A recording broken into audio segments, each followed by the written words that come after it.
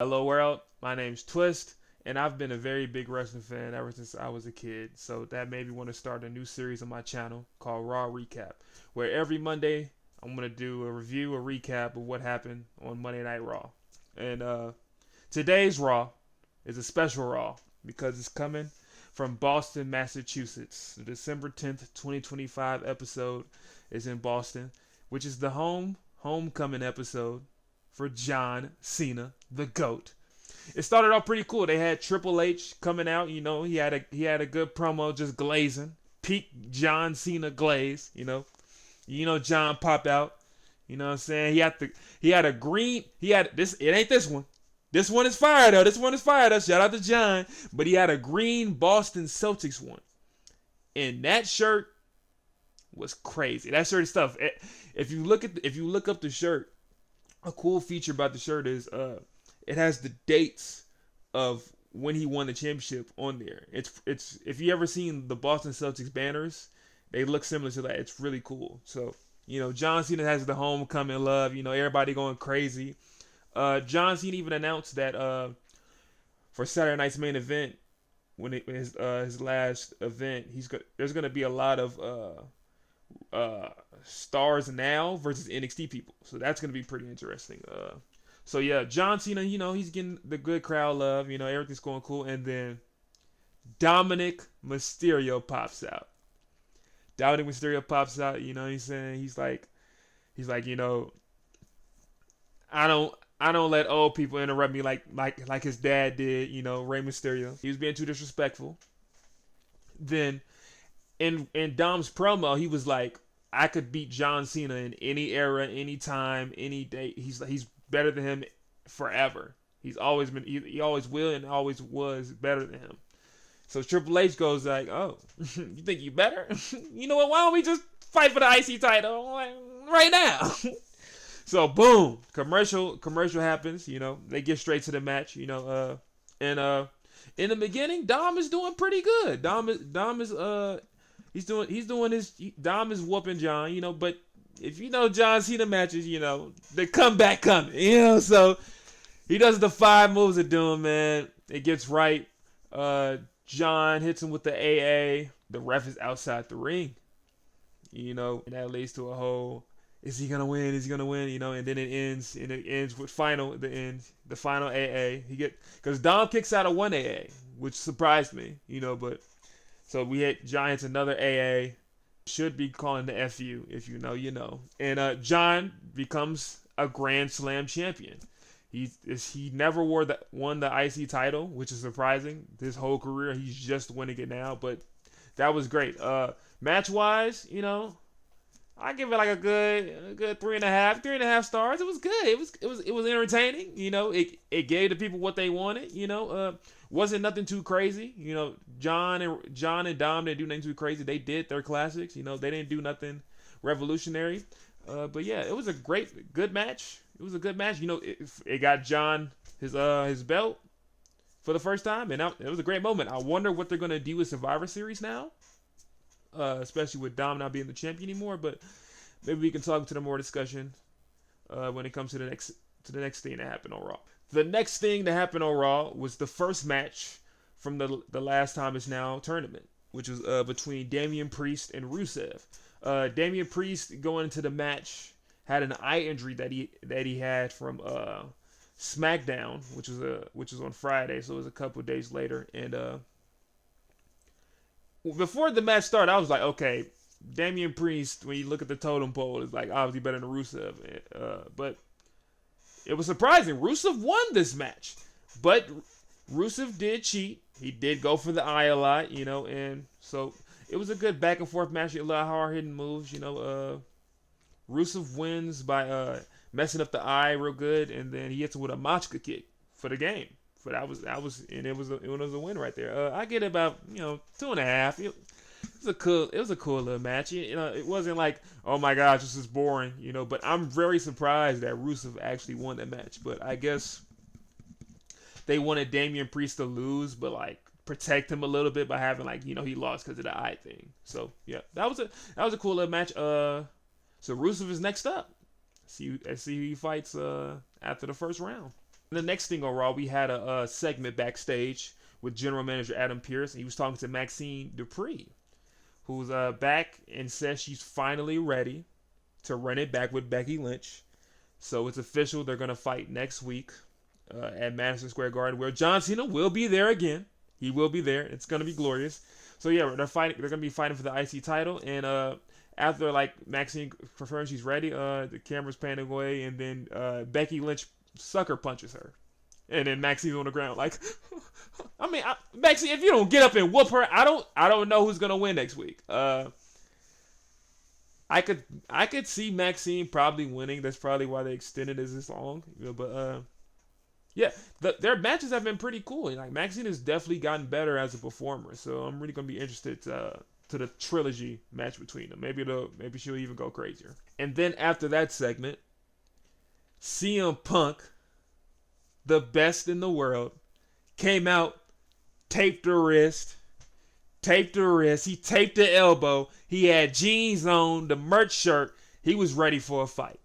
He was in perfect street fight fit, he was ready to fight. He pops out, look in my eyes, it's blaring, he don't even care, he goes straight to the ring. No, it's clobber time, he don't point at nothing, he goes straight to the ring. He said, hey Logan, come out, let's fight, let's get straight to it.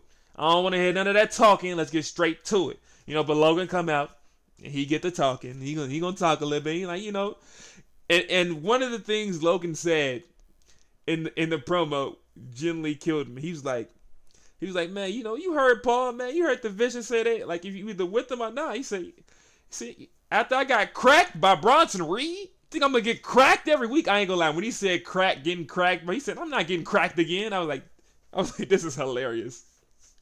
So he's up there saying, like, I'm with the Vision now. And then the Vision comes out. Paul Heyman comes out. Bronson Reed, Braun Breaker, the Bronze. Paul's on the spiel, like, saying that Punk's, like, one of the most worst people to be around, friend. He talking. But Punk, he's so mad about getting punched from last week. He's so mad about getting punched from last week from Logan Paul. He don't care. He like, hey, y'all, I don't really care about all that talking. I'll fight all y'all. He said, one funny thing, he says, I'll fight all 5 of y'all. And for Paul, it's 2 of you. So that was funny. And, so they walk down. He's squaring up. He's ready to fight. And then Jey Uso comes out. He comes out through like where the announce table is. He comes out. He give Punk some support.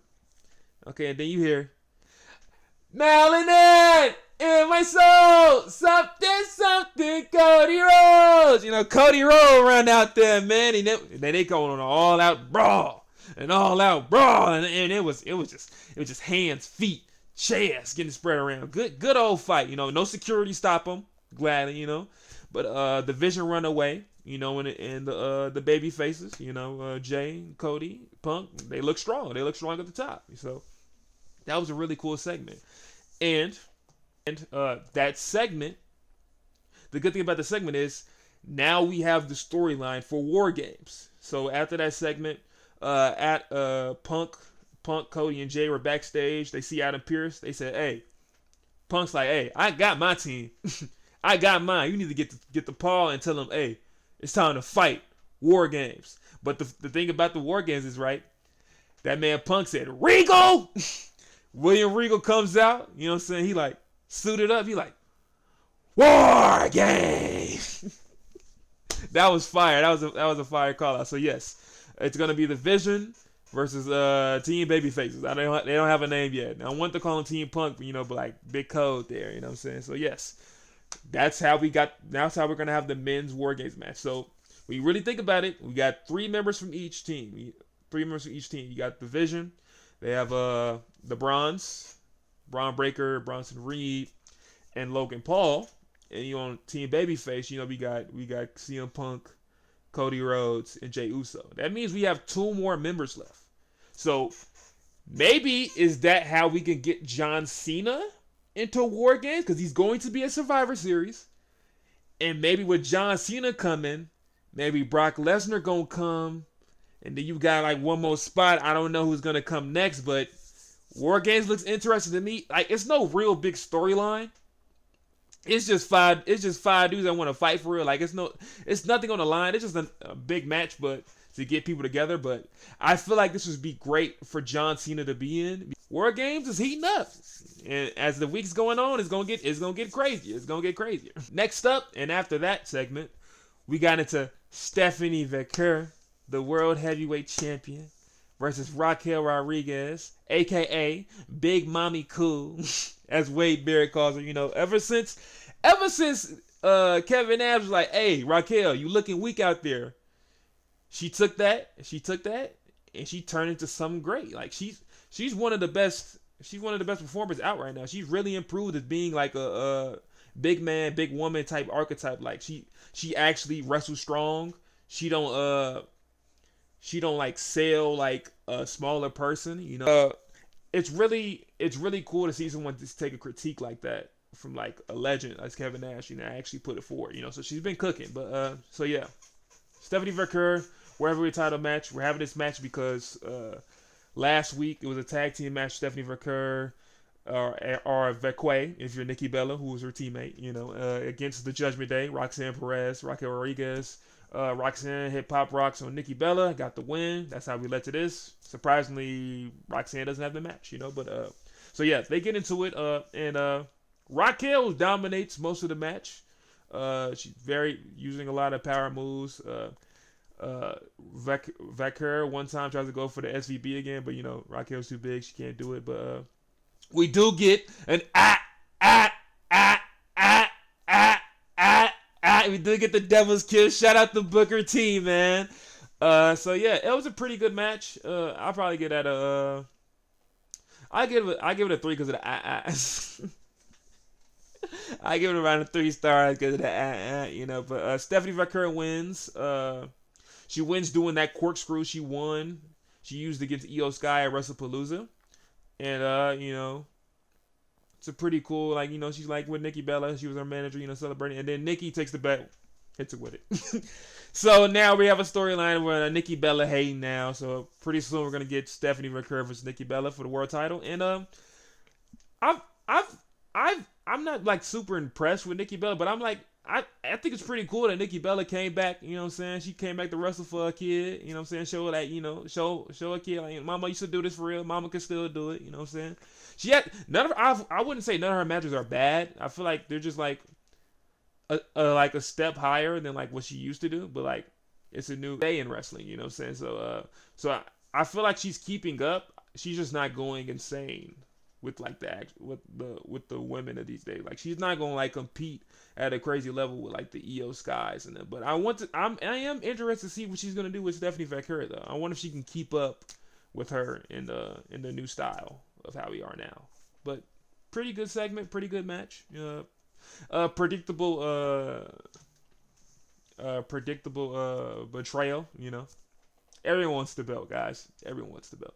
That match, we got a banger of a match. We got Shinsuke Nakamura versus Sheamus for another match in the Last Time Is Now tournament, round 1.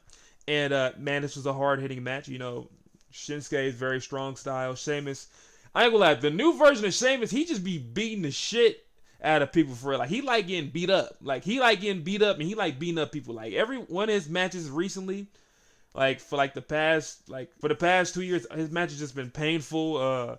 They look nasty. They look good. It's like a straight brawl, straight fight. So, you know, those styles match perfectly. They're just beating each other up, punching, kicking, hard, everything. The finish was an unexpected finish. In my opinion, I thought Shinsuke was going to win, but he did not win. He ended up losing. Enziguri kick that he misses, and then hits it to another kick. Boom, reverse. Sheamus hits the ropes. Bro kick that looks disgusting. Like, it looked like he knocked everything out of his mouth, like, out of nowhere. Bro kick out of nowhere. Sheamus gets the win. I would give that the rating I give that match, you know what I'm saying? I give it a 3. I give it a 3 too. It was really good for, like, you know, a Monday Night Raw match, you know. I didn't have any problems with the match, you know. They both got to do their top moves, you know. They both look kind of strong. They both look strong in the end, but that bro kick was crazy though. And even the knee he did, the brogue knee he did when he jumped off the middle rope. But yeah, So Sheamus is moving on. So I guess that means I don't we haven't seen they haven't shown us a bracket. So I'm just gonna assume it's Rusev versus Sheamus whenever they start round two. I'm just gonna assume that. Then after that they announce the next two matches for next Monday for the last time is now tournament.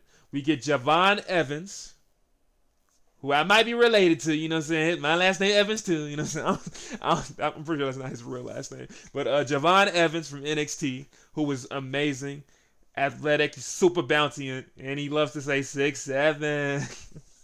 He's gonna be fighting the returning Gunther. And they want to kill that man. They want to kill Javon Evans because you got Gunther coming back. He gonna whoop the. It's I predict the squash match. This is gonna be smack, smack, smack, smack, smack, and then powerbomb. But hopefully Javon gets the show out in MSG because it will be in Madison Square Garden, which is like the mecca of wrestling, you know. So yeah, we're gonna have that. And then Adam Pearce said Solo Sikoa. He drew that, and he said he's gonna have a mystery. They didn't want to tell his opponent. I'm gonna predict right now Chris Jericho.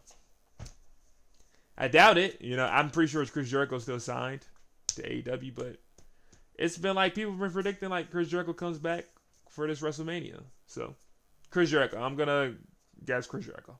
And now, for the main event of the show, we have the Kabuki Warriors versus the Tag Team Women's Champions, the Not Friends, Charlotte Flair against Alexa Bliss. And I've really liked how Alexa Bliss has made Charlotte Flair likable to the masses, you know? Because, you know, when Charlotte Flair first came back, you know, they thought Charlotte Flair could be a face, like, but acting like a Nepo baby. Do they not realize nobody likes Nepo babies for real? Like, there's a very small amount of Nepo babies people actually like. So she had the whole Tiffany thing and that. But Alexa Bliss has made her, like, very popular. Like, I mean, not popular. Alexa Bliss has made her very appeasing to the crowd, you know. So Charlotte Flair gets cheered now. You know, everybody's rocking with Charlotte Flair, you know. And then we have the Kabuki Warriors, Asuka and Kairi Sane. You know, they've been trying to get this tag team title match for a minute. You know, and they have a good back and forth match. I will say the one thing about the match that's always weird is the little cartwheel thing or front flip handstand thing Charlotte Flair does. Like, it's never timed right, but overall the match is pretty good. I'll give the match probably right around another 3.5. Like nothing was 4-star for me, but like for like a Raw main event, it was a pretty good main event. But the big thing about the main event was the finish. And the finish is Charlotte Flair is doing a figure 8 on Asuka. Kairi Sane goes on the top rope, tries to stop it with an elbow drop. But Alexa Bliss catches her, hits her with the Bray Wyatt DDT. It's looking like Asuka might tap. And then Lash Legend, who's moved on up from NXT, and Nia Jax, they intervene. They interrupted. Kairi Sane and Asuka able to hit the tag team move where, you know, Asuka catches the opponent. She has a Charlotte Flair in a hold like this. Kairi Sane does her insane elbow. Boom. Finish. 1, 2, 3. The Kabuki Warriors are now the new tag team champions. And they have like a little standoff with Lash Legend Nia Jax. And they proceed to jump Charlotte Flair and Alexa Bliss, you know. And then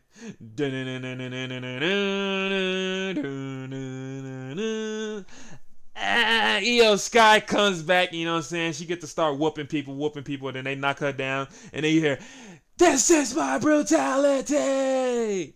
Rhea Ripley with the face mask. It's funny, like last year, the same exact thing. She breaks her nose around Survivor Series time. She comes back with the face mask, and now again, she's back. She breaks her nose around the same time, Survivor Series, and now she's back with a broken nose. So yeah. Comes back, starts her out, gets the heels out, and then boom, Rhea Ripley gets a mic. She yells War Games, and that's basically how we have it set it up. I'm pretty sure they have one more member on each team they need to get if they're doing 5. So yeah, that's how we have the women's War Games match. You know, still like not a lot of like real plot development, but we have war games. So we have the two war games matches, and that was a pretty good Raw. I really enjoyed the Raw, but the one thing I will say about this Raw is I feel like Dominic versus John should have been the main event because in my personal opinion, I feel like once that match happened, that match had so much ooh and ah, and like the crowd was off their feet. I feel like it took the life out of the rest of the show. I feel like the crowd's a little too quiet for everything else. It's like when you have The Rock versus Hulk Hogan wrestle, and then you got Chris Jericho, Triple H wrestling, which you would think they tough too. You would think, but like when you get all the energy out, it's really hard to fight back against that. But overall, I really enjoyed this Raw. I felt good. I felt good at the end of this Raw. I was like, man, this was a good Raw. I got to see John Cena become champ. I'm saying? It was a good match. I'm really looking toward the Madison Square Garden. It might even be better than this one. I don't know. Because John Cena, I don't think John Cena is going to have a match in Madison Square Garden. I hope he does. But overall, I give this Raw a thumbs up. We're gonna do like how I feel about the Raws. A thumbs up, and this sucked. That's gonna be the ratings overall for everything. But yeah, this is a new series for me. I just wanted to talk about one of the things I love. Wrestling. And I need to get back into making a content thing. So like this is gonna put me in. I could talk about things that I love.